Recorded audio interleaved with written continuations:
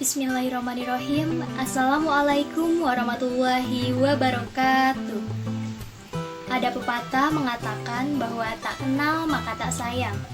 Oleh karena itu, izinkan saya memperkenalkan diri terlebih dahulu.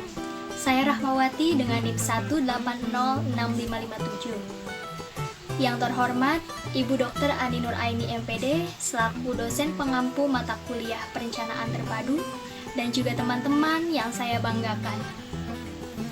Pada kali ini, kita akan membahas mengenai jenis-jenis model pembelajaran terpadu. Sebagaimana yang telah disampaikan tadi, kali ini kita akan mengupas tentang berbagai jenis model pembelajaran terpadu. Oleh karena itu, mari kita simak baik-baik ya. Pada pertemuan sebelumnya, kita telah mengetahui apa yang dimaksud dengan kurikulum terpadu, dan juga pembelajaran terpadu. Oleh karena itu, kita akan melanjutkannya pada model-model jenis pembelajaran terpadu. Di mana di sini menurut Robin Fogarty, pada tahun 1991, ada 10 model pembelajaran terpadu jika dilihat dari cara memadukan konsep, keterampilan, topik, dan unit tematiknya. Di mana dapat terlihat pada bagian berikut ini. 10 model tersebut yaitu connected, nested, fragmented, di mana ketiganya dapat diklasifikasikan menurut satu desain ilmu. Kemudian ada sequenced, shared, wrapped, integrated, and threaded, di mana model-model tersebut dapat diklasifikasikan menurut antar bidang studi. Kemudian di sini ada immerse and network, di mana model tersebut dapat diklasifikasikan menurut lintas siswa, sehingga semuanya tetap akan bermuara pada pembelajaran terpadu. Oleh karena itu, berdasarkan pendapat dari Robin Fogarty ini, pembelajaran terpadu dapat diklasifikasikan menjadi 3, yaitu menurut satu desain ilmu, menurut antar bidang studi, dan menurut lintas siswa, di mana ketiganya nanti akan menunjukkan ada 10 model. Pertama, kita akan membahas mengenai model penggalan atau fragmented. Menurut Sunarko pada tahun 2011, model fragmented adalah model pembelajaran konvensional, umumnya yang terpisah secara mata pelajaran. Berarti di sini, hal yang dipelajari oleh siswa tanpa menghubungkan kebermaknaan dan keterkaitan antara satu pelajaran dengan pelajaran lainnya. Di sini pun, setiap mata pelajaran memiliki ranahnya tersendiri dan tidak ada usaha untuk mempersatukannya, sehingga setiap mata pelajaran berlangsung secara terpisah dengan pengorganisasian dan cara mengajar yang berbeda dari setiap guru. Lalu, model ini dicirikan dengan pemaduan di dalam satu pelajaran. Contohnya, misalnya dalam mata pelajaran Bahasa Indonesia, di mana ada materi tentang menyimak, berbicara, membaca, dan menulis. Keempatnya dapat dipadukan dalam materi pembelajaran keterampilan berbahasa.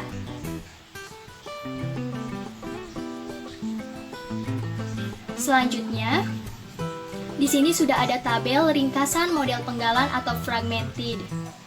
Yang pertama, jika dilihat dari karakteristiknya, pemaduan yang hanya terbatas pada satu mata pelajaran saja. Sesuai dengan tadi pengertian dari model penggalan atau fragmented. Kemudian, menurut deskripsi, berbagai disiplin ilmu yang berbeda dan saling terpisah.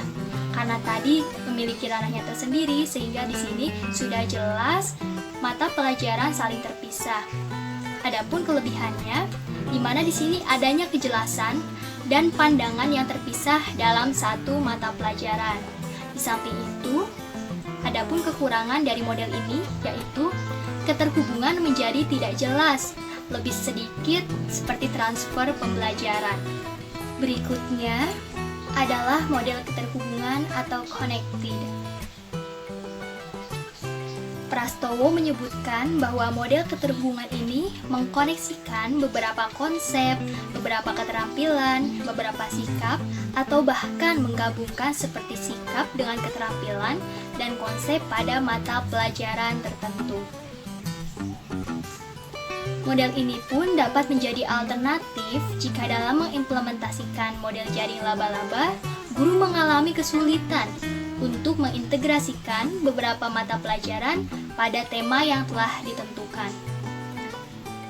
Kemudian di sini adapun menurut pendapat dari Daryanto, disebutkan bahwa model keterhubungan ini didasari oleh anggapan bahwa butir-butir pembelajaran dapat dipayungkan pada induk mata pelajaran tertentu. Dari paparan tersebut, maka di sini ada pun contoh penerapan model connected ini. Di mana di sini contohnya dalam mata pelajaran bahasa Indonesia.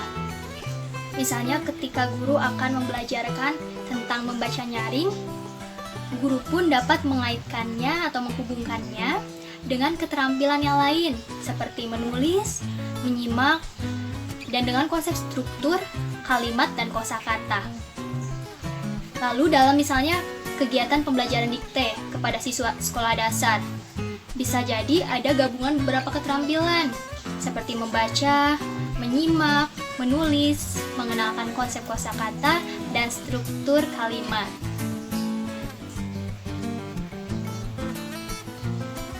Berikutnya, disajikan tabel ringkasan model keterhubungan atau connected. Jika dilihat dari karakteristiknya, maka dalam model ini harus menata butir-butir pembelajaran dan proses pembelajarannya secara terpadu. Karena seperti tadi, berarti guru di sini harus mampu menganalisis mengenai butir-butir pembelajaran dan bagaimana cara mengaitkannya agar terpadu proses pembelajarannya.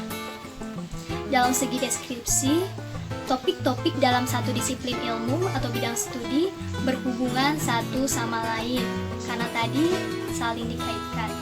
Kemudian, adapun kelebihannya, konsep-konsep utama saling terhubung, mengarah pada pengulangan atau review, rekonseptualisasi, dan asimilasi gagasan-gagasan dalam suatu disiplin ilmu, karena tadi dipadukan dalam proses pembelajarannya juga, sehingga konsep-konsep pun akan saling terhubung. Di samping itu, adapun kekurangannya. Di sini, disiplin-disiplin ilmu tidak berkaitan. Konten tetap terfokus pada satu disiplin ilmu. Kemudian ada model sarang atau nested. Menurut Daryanto pada tahun 2014 dan Prastowo pada tahun 2019, model nested merupakan pemaduan berbagai bentuk penguasaan konsep keterampilan seperti berpikir, sosial, dan mengorganisir melalui sebuah kegiatan pembelajaran. Berarti, dalam model ini, keterampilan-keterampilan sosial, berpikir, dan konteks atau content skill dicapai dalam satu mata pelajaran atau subject area. Ternyata model nested ini sangat tepat digunakan oleh guru yang sedang mencoba memasukkan keterampilan berpikir dan keterampilan bekerja sama ke dalam isi pelajaran dalam konten-konten tertentu.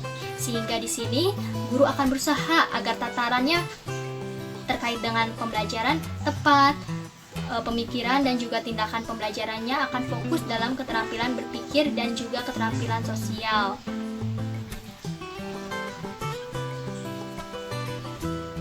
Berikutnya akan disajikan terkait dengan tabel ringkasan model sarang atau nested, di mana di sini menurut karakteristiknya bahwa model ini merupakan pemaduan berbagai bentuk penguasaan konsep keterampilan melalui sebuah kegiatan pembelajaran. Seperti tadi misalnya keterampilan berpikir, keterampilan yang lainnya dipadukan dalam sebuah proses atau kegiatan pembelajaran. Kemudian adapun secara deskripsi, keterampilan-keterampilan sosial, berpikir, dan konten atau content skill ini dicapai dalam satu mata pelajaran atau subject area. Oleh karena itu, model ini memiliki kelebihan di mana memberi perhatian pada berbagai mata pelajaran yang berbeda dalam waktu yang bersamaan, memperkaya dan memperluas pembelajaran tentunya.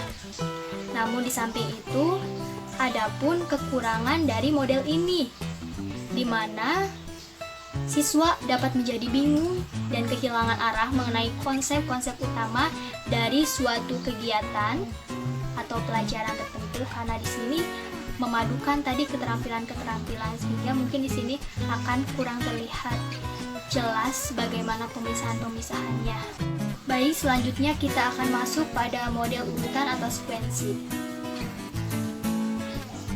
di mana pada model ini memadukan topik-topik antara mata pelajaran yang berbeda secara paralel. Dengan kata lain, persamaan-persamaan yang ada diajarkan secara bersamaan meskipun termasuk ke dalam mata pelajaran yang berbeda. Berarti di sini model sequencing adalah proses membelajarkan beberapa konsep yang hampir sama diajarkan secara bersamaan konsepnya, sementara salah satu konsep tersebut tetap diajarkan secara terpisah. Tentunya dalam model ini ada perbedaan dengan model-model yang lainnya. Kita ambil contoh misalnya dengan model fragmented, di mana pada model fragmented pemaduan yang hanya terbatas pada satu mata pelajaran saja. Kemudian di sini ada ringkasan model urutan atau sequencing. Berdasarkan karakteristiknya, model ini merupakan pemaduan topik-topik antar mata pelajaran yang berbeda secara paralel. Kemudian dideskripsikan bahwa di sini persamaan-persamaan yang ada diajarkan secara bersamaan meskipun termasuk ke dalam mata pelajaran yang berbeda. Adapun kelebihan dari model ini dapat memfasilitasi transfer pembelajaran melintasi beberapa mata pelajaran. Di samping itu, kekurangannya, model ini membutuhkan kolaborasi yang terus-menerus dan fleksibilitas yang tinggi, karena di sini guru memiliki lebih sedikit otonomi untuk mengurutkan atau merancang kurikulum. Lanjut pada model bagian atau share. Pada model ini didasarkan pada ide-ide pembagian yang berasal dari dalam ilmu tersebut dari gabungan kurikulum. Ternyata, bentuk pemaduan pembelajaran model ini diakibatkan adanya overlapping konsep atau gagasan pada dua mata pelajaran atau lebih. Semisalnya pada mata pelajaran PKN dan pendidikan agama maupun IPS. Konsep apa yang ada pada suatu mata pelajaran tersebut ternyata ada pula pada mata pelajaran yang lain.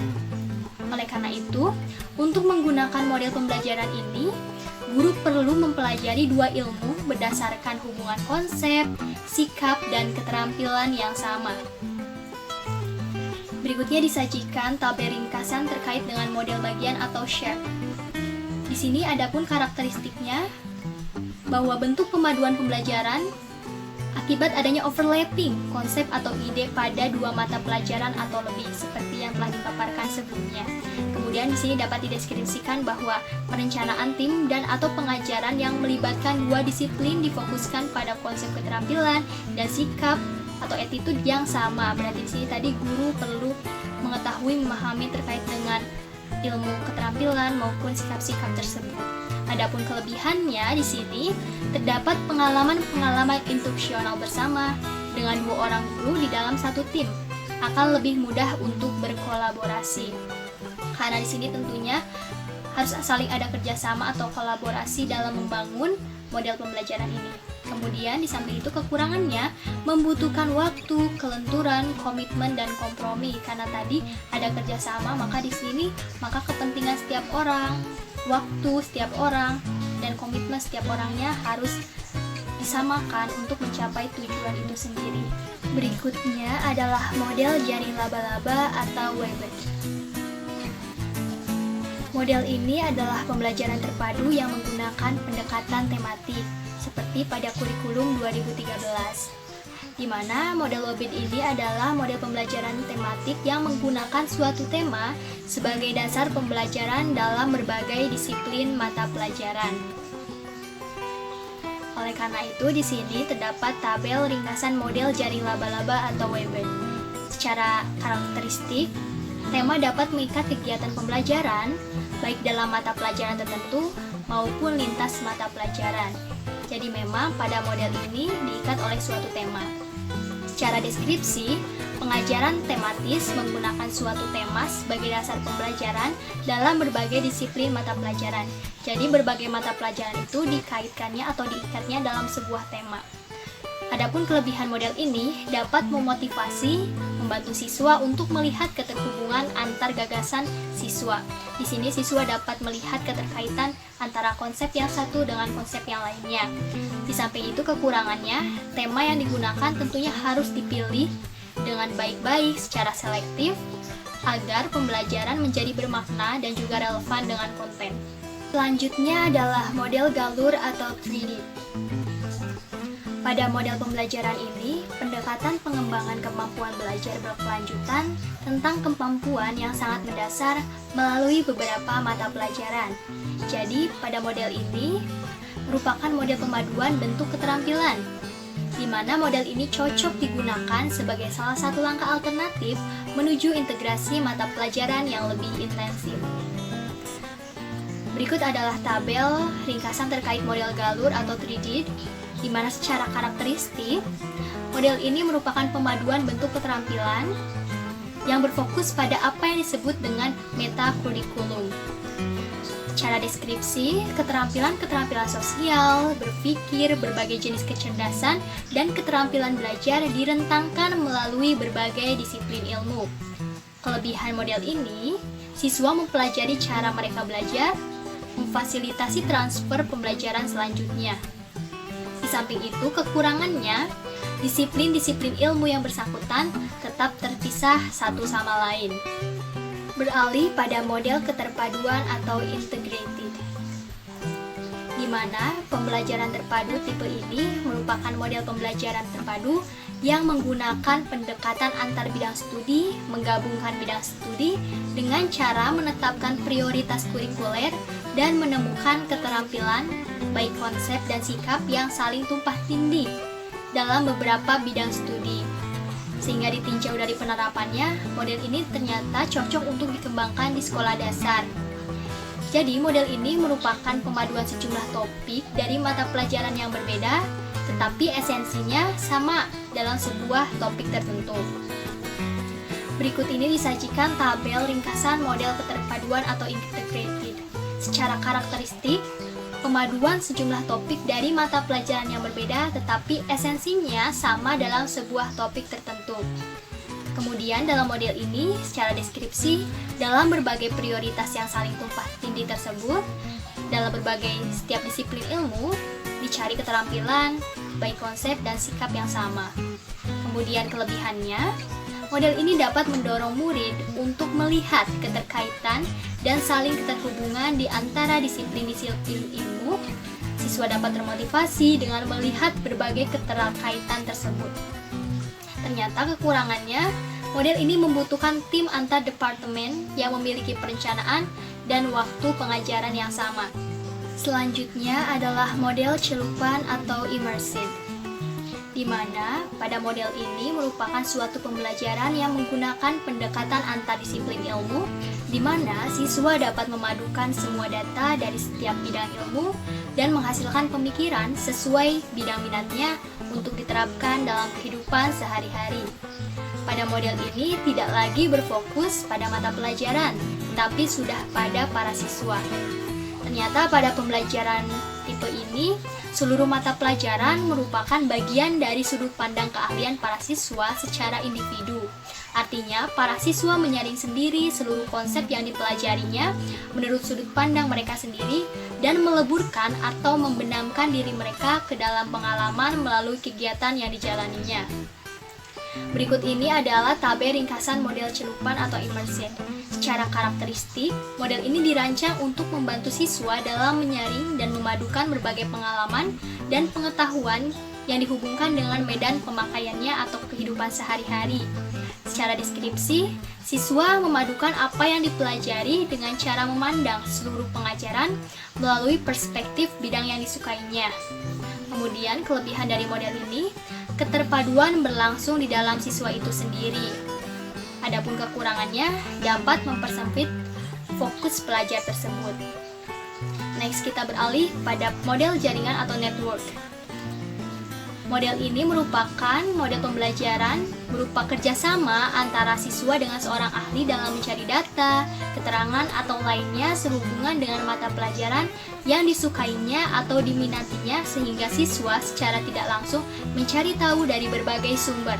Model ini dirancang dengan tujuan untuk memotivasi siswa mendalami terkait minatnya serta mengaplikasikannya dalam kehidupan sehari-hari dan memperluas cakrawala atau pengetahuan siswa berdasarkan perspektifnya sendiri atau apa yang diperlukannya. Di sini ada tabel ringkasan model jaringan atau network di mana secara karakteristik mengandaikan kemungkinan pengubahan konsepsi, bentuk pemecahan masalah, maupun tuntutan bentuk keterampilan baru setelah siswa mengadakan studi lapangan dalam situasi, kondisi, maupun konteks yang berbeda-beda.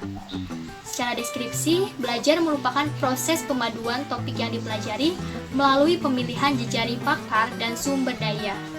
Kelebihan dari model ini bersifat proaktif. Siswa terstimulasi oleh informasi atau konsep-konsep baru. Kekurangannya, model ini dapat memecah perhatian belajar serta upaya-upaya menjadi tidak efektif. Dari ke-10 model yang telah dipaparkan tadi, ternyata ada model yang dipilih untuk dikembangkan di program pendidikan guru sekolah dasar. Di sini ada 3 model. Yang pertama ada model keterhubungan, jaring laba-laba, dan model keterpaduan. Sebagai seorang pendidik, terutama di sekolah dasar, kita perlu mendalami atau mempelajari lebih lanjut terkait model-model tersebut. Lalu kita coba mempraktikkan dan mengembangkannya dalam proses pembelajaran di sekolah dasar. Semoga sukses dalam mempraktikannya ya. Sekian yang dapat saya sampaikan.